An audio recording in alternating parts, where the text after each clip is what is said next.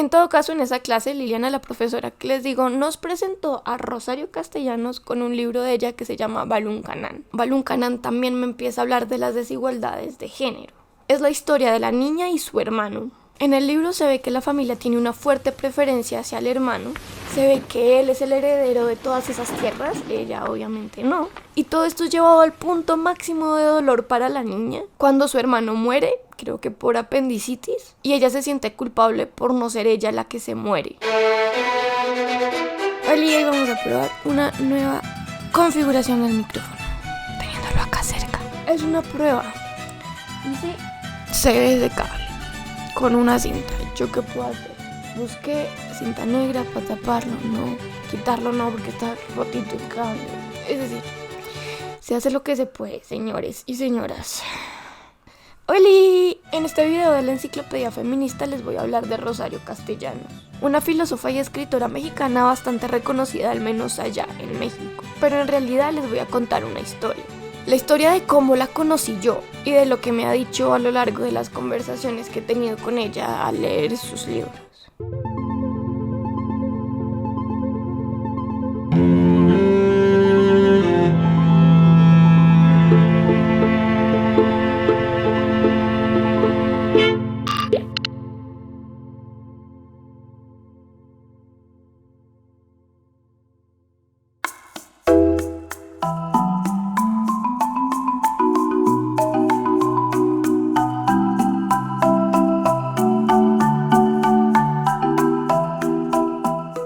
La historia comienza con el hecho de que yo estudié literatura. Nunca terminé la carrera, pero bueno. Y dentro de esa carrera, había algunas materias que me gustaban mucho. Una de ellas era de literatura latinoamericana y también recuerdo con mucho cariño a la profesora que la daba, me gustaba un montón. En todo caso, en esa clase, Liliana, la profesora que les digo, nos presentó a Rosario Castellanos con un libro de ella que se llama Balún Canán. Yo desde esa primera lectura ya quedé enamorada de ella porque hablaba desde una perspectiva que tenía mucho sentido para mí. Balún Canán fue entonces como la puerta de entrada para empezar a hablar con ella para mí.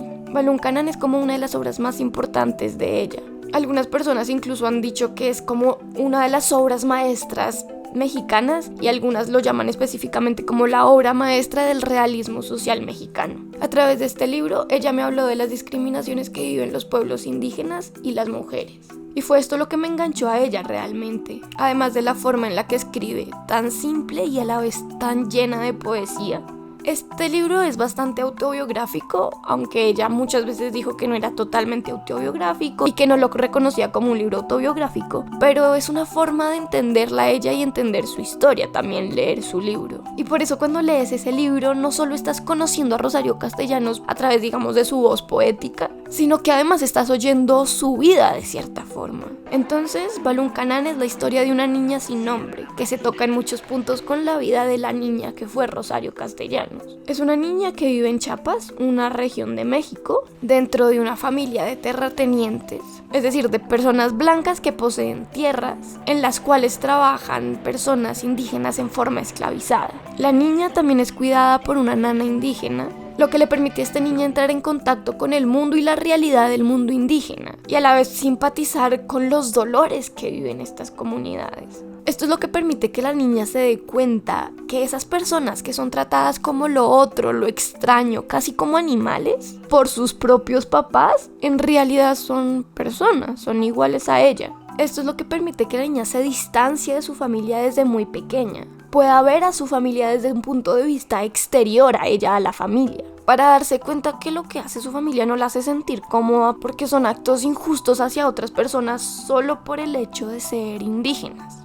Este es el primer tema del que me habla mi Rosario Castellanos. Balún Canán y Rosario Castellanos se vuelven a mí un puente que me dejan ver una realidad específica. De la misma forma en la que la nana es ese puente para la niña y para Rosario Castellanos en la vida real, que le permiten ver esa realidad específica. Esa es la fuerza de Balún Canán, que a través de sus palabras te acerca a la realidad de las personas indígenas en Chiapas. Y es por eso que sus palabras, su literatura, se vuelve de verdad ese espacio en el que se oyen las voces de las personas que no tenían voz antes. Y claramente no es la única persona que hace eso. De hecho, los libros en general son puentes para acercarnos a otras realidades. La fuerza para mí que tiene Rosario Castellanos es lo que les contaba antes. Su lenguaje simple y poético que a mí me deja estar cercana a la sensación de la niña y me permite vivir y oír las voces de estas otras personas desde la cercanía en la que las vive la niña. Esa es para mí la fuerza de este libro. Rosario Castellanos me habla desde eso que ha sido llamado como literatura indigenista, aunque a ella realmente nunca le gustó que llamaran a su obra de esa forma. La literatura indigenista surgió en los países asiáticos y africanos después de las independencias y lo que buscaba era precisamente darle un espacio a esas voces que habían sido calladas hasta el momento y escribir un discurso que no estuviera enmarcado en ese discurso hegemónico blanco europeo, digamos. Esta literatura entonces también llegó a Latinoamérica cuando empezó a surgir ese interés de entender el mundo indígena y volver la literatura un espacio posible para narrarlo. Como les digo, pues Rosario Castellanos no consideraba que su literatura fuera literatura indigenista, pero lo que me parece importante resaltar es por qué algunas personas consideraban que sí era literatura indigenista. Y es que dicen que libros como este, Balún Canán de Rosario Castellanos, buscan defender a los grupos marginados y a la vez tienen un propósito político que va más allá del propósito literario. Y bueno, podemos llamar a Balún Canán literatura indigenista o no. Tal vez no, porque ella no quería que lo llamáramos así, pero creo que esas dos intenciones sí existen ahí y son importantes verlas, más allá del nombre y la etiqueta, digamos. Además de todo esto, Balún Canán también me empieza a hablar de las desigualdades de género. Esto lo hace de distintas formas, pero digamos una de las formas más claras es la historia de la niña y su hermano. En el libro se ve que la familia tiene una fuerte preferencia hacia el hermano, se ve que él es el heredero de todas esas tierras, ella obviamente no. Mira cómo te he puesto esa loca. ¿Por qué te dejaste? Y todo esto es llevado al punto máximo de dolor para la niña cuando su hermano muere, creo que por apendicitis, y ella se siente culpable por no ser ella la que se muere.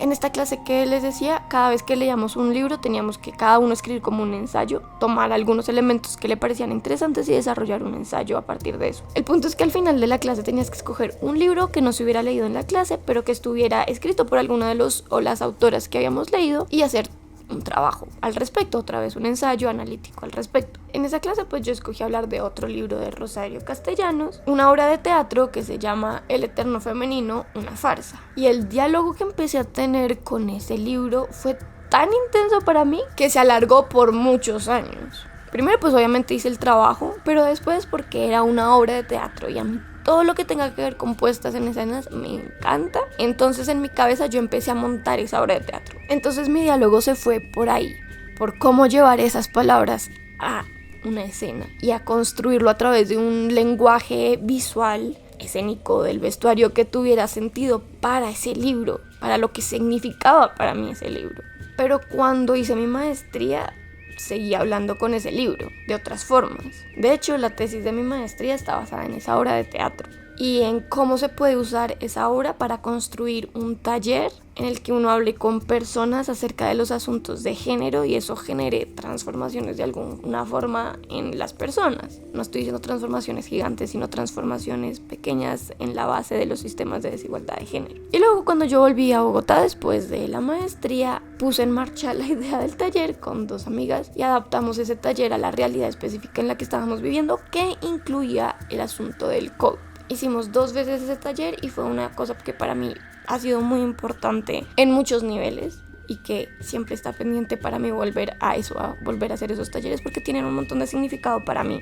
Así que bueno, mi conversación con ese texto ha sido bastante extensa. Para mí, personalmente, esa obra de teatro es una obra maestra, o sea, yo la amo profundamente. Es una obra de teatro súper graciosa, o sea, está basada en el humor totalmente, pero está hablando de cosas muy serias y al fin y al cabo lo que nos está contando es que las mujeres hemos sido encasilladas en una forma de ser y que las mujeres muchas veces estamos como tratando de caber en ese estereotipo, pero que al fin y al cabo ninguna cabe 100% ahí, entonces todas nos sentimos mal e incómodas por no caber ahí. Pero eso no te lo dice así como yo te lo estoy diciendo, sino que te lo muestra, te lo ilustra con ejemplos, entonces es increíble. Entonces sí, esta obra de teatro está basada totalmente en el humor y la ironía. Y yo pues podría darles 1000 ejemplos de ese humor, pero se los voy a contar de la forma más simple y es el título de esa obra: El eterno femenino, una farsa. ¿Qué está diciendo ahí? El eterno femenino es como esa concepción de que hay una esencia de lo que es ser mujer, una cosa que no es modificable. Todas tenemos esa esencia y eso es lo que nos hace diferente a los hombres, ¿no? Esa esencia femenina, que todas las mujeres las tenemos, todas somos iguales porque tenemos esa esencia. Y entonces ella nos dice en el título: esa esencia, es una farsa, no es cierta. ¿Qué es lo que hace a lo largo de toda la obra? Es mostrar que esas ideas, esos estereotipos no son ciertos y no cabemos ahí. Pero además pues usa esa palabra farsa, que es una palabra que suele usarse en el mundo del teatro para hablar de una forma dramática en la que los personajes actúan como de forma caricaturesca, digamos, como exagerada. Y eso pues precisamente es lo que pasa en la obra de teatro. Entonces ven, usas esa palabra con dos significados que tienen razón y se está burlando desde el inicio, desde el título ya te está diciendo todo. A mí eso me parece una genialidad, yo no sé. Y bueno, para mí es un poco difícil contarles cosas de este libro porque podría decirles tantas cosas. Me ha hablado de tantas cosas del libro que se han vuelto importantes en mi vida. Así que les voy a contar algunos ejemplos de esto. En este libro, Rosario Castellanos me habló a mí del humor como posibilidad para ser crítica. Me habló de la importancia de que la estructura y el contenido de la obra, en este caso, estén unidas para transmitir un mensaje con fuerza. Ella me habló precisamente a través de esas imágenes de cómo se supone que debe ser la vida de una mujer, paso a paso, que debe ir cumpliendo. Lo cual es súper interesante porque es como que desglosa todas esas cosas que nos han mandado como mensajes inconscientes en unos pasos específicos que hacen que tú te vuelvas en una buena mujer. Pero además esos pasos nos los muestra con un montón de ironía. También me habló en esa obra de cuáles son los roles que definitivamente las mujeres no podemos hacer. Si caemos ahí, vamos a estar en la parte de las mujeres malas, según lo que se ha construido socialmente, lo que incluye como por ejemplo ser la amante de un hombre o incluso vivir en el mundo laboral para las mujeres. Obviamente esas cosas han cambiado con el tiempo, pero son cosas que igual se siguen sintiendo muy presentes en algunos ámbitos. Rosario Castellanos me habló de cómo la literatura puede ser un espacio para empezar a ser en una forma distinta, para empezar a ser desde la libertad. Y bueno, por último ejemplo, me habló de la fuerza de la renarración, que se ha vuelto un elemento muy importante en mi vida porque lo amo y me parece extremadamente fuerte e importante para hacer transformaciones sociales. La renarración es precisamente cómo podemos usar la narración para subvertir, transformar narraciones existentes antes, darle un significado distinto y posicionarnos desde otros lugares. El segundo acto de la obra básicamente son muchas renarraciones de la historia de mujeres, básicamente mexicanas, y es supremamente... Yo creo que es el acto que a mí más me gusta porque nos cuenta la historia de esas mujeres desde un punto de vista el que siempre nos lo han contado. Y pues un ejemplo de eso también lo hace con Eva. Entonces cuenta la historia de Adán y Eva desde un punto de vista distinto, dándole agencia a Eva, la capacidad de decidir, el protagonismo que pudo haber tenido. Ya no es Eva que se dejó convencer por la serpiente porque ay pobrecita es muy tonta y quiere pecar, sino es Eva que dice ¿por qué este man me está diciendo que no haga esto sin ni siquiera darme una explicación? Por ejemplo, ¿no? Y por eso me habló de cómo la ficción narrativa puede reescribir la historia.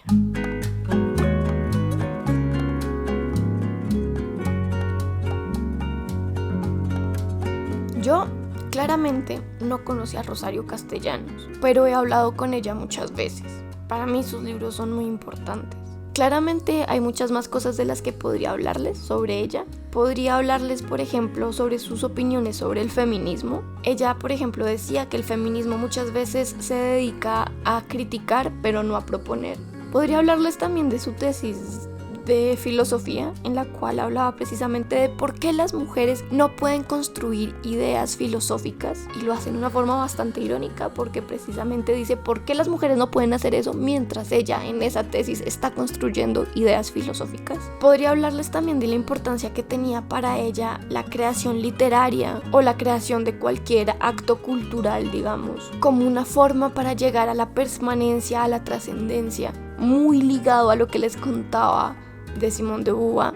Ellas básicamente escribieron al mismo tiempo, estaban ahí a la par, digamos. Claramente ella leyó a Simone de Beauvoir, Podría también contarles de su participación en lo que se llamaba el Teatro Petul, que era un teatro que se hacía para entrar en conversación entre el Instituto Indigenista y las comunidades indígenas, porque pues este instituto lo que trataba era de hacer modificaciones o implementar ciertos elementos en territorios indígenas, por ejemplo construir escuelas, hacer el alcantarillado, etc. Y entonces usaban este teatro para contarles lo que querían, mostrarles por qué podría ser beneficioso y a la vez oír por qué ellos y ellas no querían, qué problemas tenían y tratar de encontrar un acuerdo que tuviera sentido para las dos cosas. Pero en este momento me quiero quedar con eso, con lo que ella me dijo a través de esos 2 libros, que son los 2 libros de ella que más me han acompañado. Este video parece un poco inconcluso, no tiene un final claro, un poco como la vida de Rosario Castellanos, que se terminó así, sin darse cuenta, de un momento para otro, en una forma inesperada.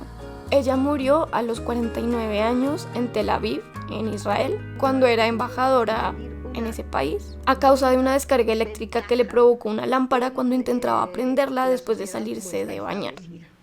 Yo no creo que eso baste, porque los hombres que han constituido esa sociedad no están ni contentos ni plenamente realizados en ella. Su vida terminó así, de un momento para otro, en punta, y por lo tanto este video también termina así.